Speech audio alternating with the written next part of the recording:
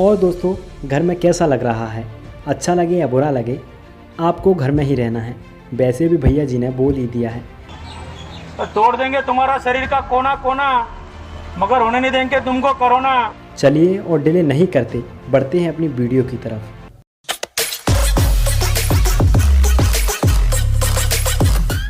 दोस्तों, मैं कुछ दिनों से देख रहा हूं कि हमारी कुछ वीडियो पर कोई भी मुंह उठाकर आरक्षण के विरोध में अपने तर्क एक ज्ञानी की तरह देता है। दरअसल समझदार व्यक्ति कभी ऐसे फालतू सवाल नहीं करेगा, क्योंकि उसने उसे पढ़ा है और समझता है। पर ये कुछ पढ़े लिखे अनपढ़ लोग अजीब अजीब सवाल करते हैं। उन्हें पढ़कर लगता है काश इन्होंने निष्पक्ष फैसला किया होता, न कि जाति के आधार पर। तो चलिए इनके सवालों के जवाब देने की कोशिश करते हैं। आरक्षण कोई गरीबी उन्मूलन कार्यक्रम नहीं है। गरीबों की आर्थिक वंचना दूर करने हेतु सरकार अनेक कार्यक्रम चला रही है, और अगर चाहे तो सरकार इन निर्धनों के लिए और भी कई कार्यक्रम चला सकती है। पर आरक्षण हजारों साल से सत्ता एवं संसाधनों से वंचित किए गए समाज के स्वप्रतिनिधित्व की प्रक्रिया है। स्वप्रतिनिधित्व प्रदान करने हेतु संविधान की धारा 16(4) तथा भारतीय संविधान के अनुच्छेद 330, 332 एवं 335 के तहत कुछ जाति विशेष को दिया गया है। योग्यता कुछ और नहीं, परीक्षा के प्राप्त अंक के प्रतिशत को कहते हैं।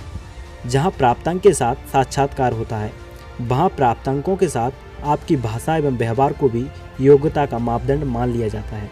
मतलब ओबीसी, एससी, एसटी के छात्र ने किसी परीक्षा में 60% अंक प्राप्त किए और सामान्य जाति के किसी छात्र ने 62% अंक प्राप्त किए, तो आरक्षित जाति का छात्र अयोग्य है और सामान्य जाति का छात्र योग्य है। आप सभी जानते हैं कि परीक्षा में प्राप्त अंकों का प्रतिशत एवं भाषा, ज्ञान एवं व्यवहार के आधार पर योग्यता की अवधारणा नियमित की जाती है, जो कि अत्यंत त्रुटिपूर्ण और अतार्किक है। यह स्थापित सत्य है कि किसी भी परीक्षा में अनेक आधारों पर अंक प्राप्त किए जा सकते हैं। परीक्षा के अंक विभिन्न कारणों से भिन्न हो सकते हैं, जैसा कि प्राथमिक विद्यालयों का हाल है। उसके घर में कोई पढ़ा लिखा नहीं था, उसके पास किताब नहीं थी और उसके शिक्षक वहाँ नहीं आते, और आते भी थे तो सिर्फ एक शिक्षक पूरे विद्यालय के लिए, जैसा कि प्राथमिक विद्यालयों का हाल है। उसके घर में कोई पढ़ा लिखा नहीं था, उसके पास किताब नहीं थी, उस छात्र के पास ना ही इतने पैसे थे कि वह ट्यूशन लगा सके। स्कूल से आने के बाद घर का काम भी करना पड़ता। उसके दोस्तों में कोई भी पढ़ा लिखा नहीं था। अगर वह मास्टर से प्रश्न पूछता तो उत्तर की बजाय उसे डांट मिलती। ऐसे शैक्षणिक परिवेश में अगर उसके परीक्षा के नंबरों की तुलना कॉन्वेंट में पढ़ने वाले छात्रों से की जाएगी, तो क्या यह तार्किक होगा? इस सवर्ण समाज के बच्चे के पास शिक्षा की पीढ़ियों की विरासत है। पूरी की पूरी सांस्कृतिक पूंजी, अच्छा स्कूल, अच्छे मास्टर, अच्छी किताबें, पढ़े लिखे माँ बाप, भाई बहन, पड़ोसी, दोस्त एवं मोहल्ला।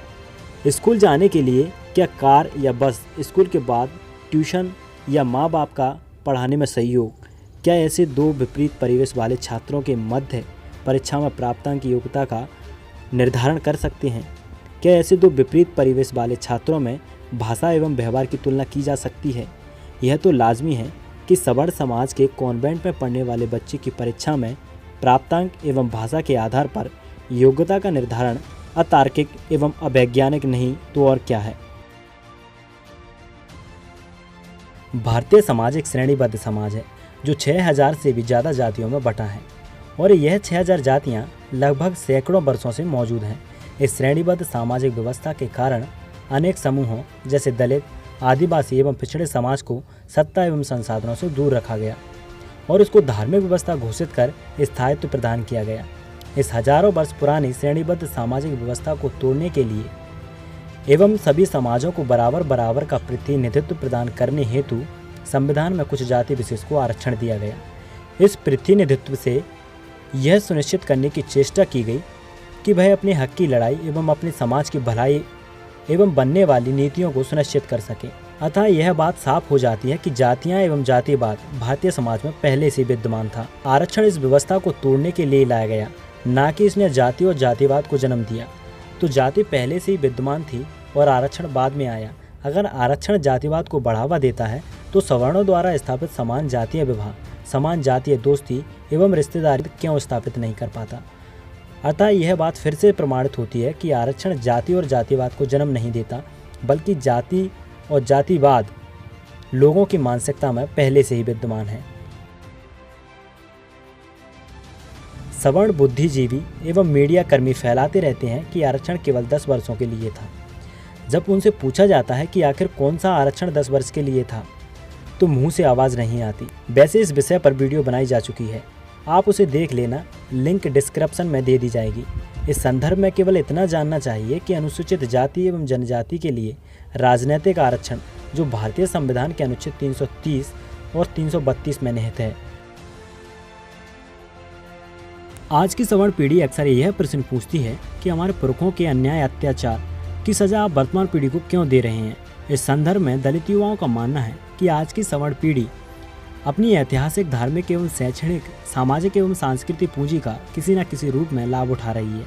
वे अपने पूर्वजों के स्थापित किए गए वर्चस्व एवं ऐश्वर्य का अपनी जाति के उपनाम, अपने कुलीन उच्च वर्णीय तंत्र, अपने सामाजिक मूल्यों, मापदंडों, अपने तीज त्योहारों, परंपराओं एवं भाषा को कुलीन उच्च वर्णीय सामाजिक तंत्र, अपनी सामाजिक मूल्यों एवं मापदंडों, अपने तीज त्योहारों, नायकों एवं नायिकाओं, अपनी परंपराओं एवं भाषा और पूरी की पूरी ऐतिहासिकता का उपभोग कर रहे हैं।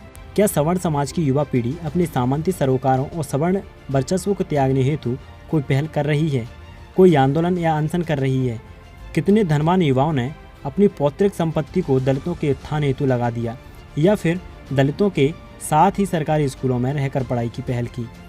जब तक ये युवा स्थापित मूल्यों की संरचना को तोड़कर नवीन संरचना कायम करने की पहल नहीं करते, तब तक दलित समाज उनको भी उतना ही दोषी मानता रहेगा जितना कि उनके पूर्वजों को माना।